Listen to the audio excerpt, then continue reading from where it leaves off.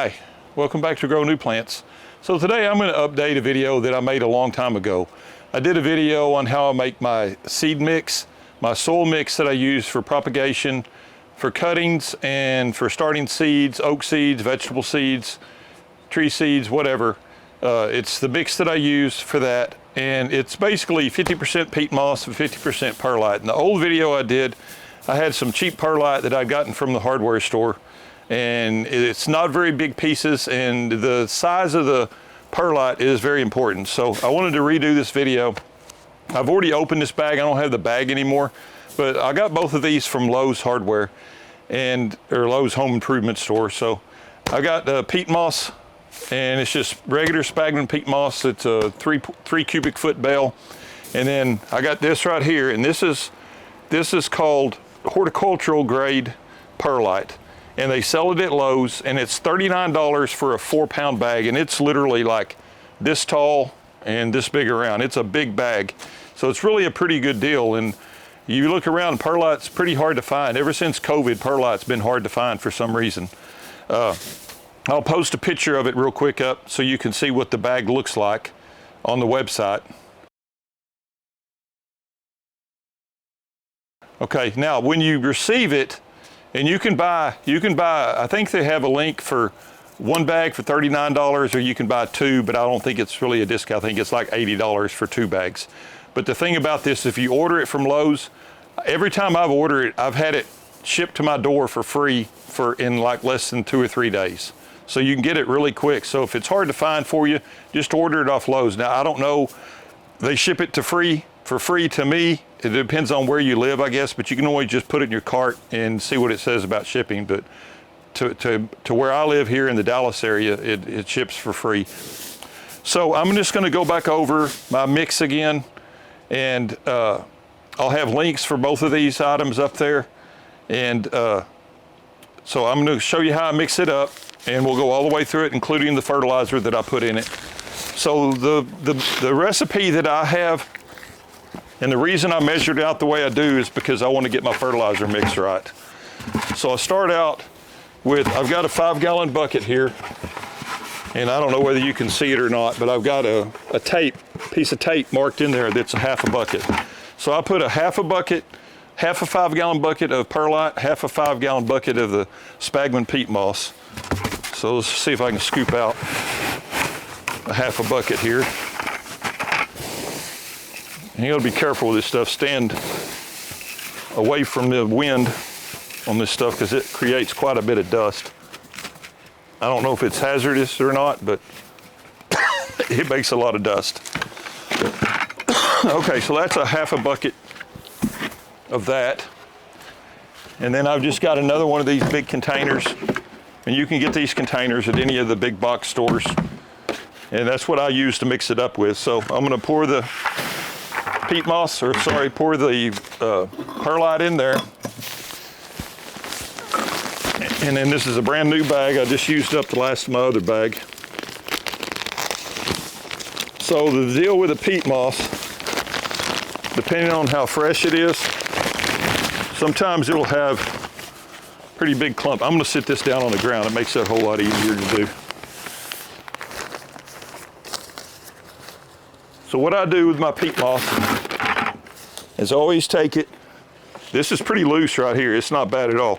But I take it and I put it in my hand, and I just run it through. And it takes a little while to fill a bucket up, but the good thing about it is it eliminates like these clumps and stuff like this.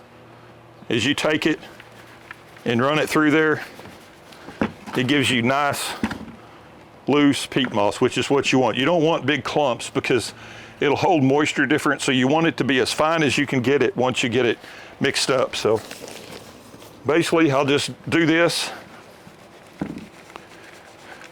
I'll fast forward through this part right here till I get this thing half full.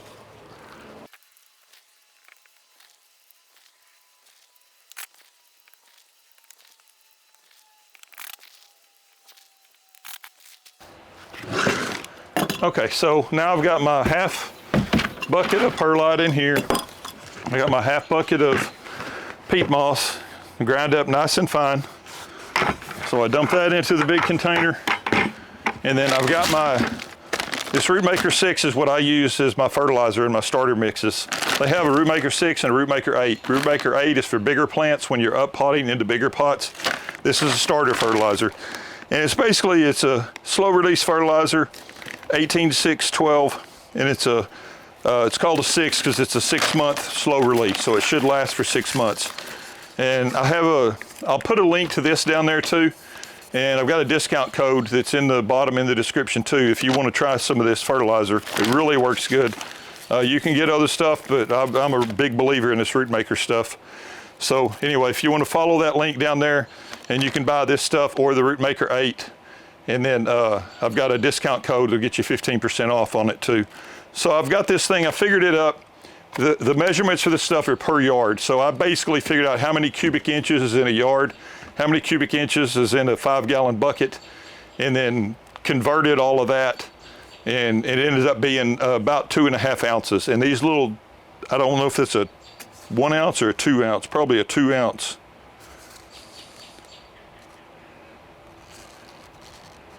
Yeah, it's a 2 ounce portion cup. You can get those off Amazon or anywhere, but it ends up being just about right. So I don't even weigh it out anymore. I just take one of these 2 ounce portion cups and dump it in there. That's my fertilizer for this mix. And if you want to mix a bigger batch, even in these containers, you can mix a 1 gallon Perlite and a 1 gallon of peat moss, and then 2 of these. It'll mix okay in there too, but I'm just going to do a half mix. This will probably fill up like 8 by 10 trays. It'll probably fill up, I'm guessing 5 or 6 maybe, 8 by 10 trays that you can get off one of these half mixes. So just depends on how many things you're planting. So what I do, the reason I like these containers here is I take them, I put the lid on them, and then I take them and I just put them on the ground, and I just sit there and roll them over.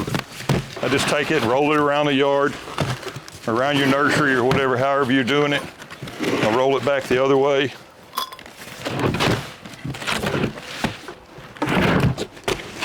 I just keep rolling it around for maybe 10 or 20 times, and it mixes this stuff really good.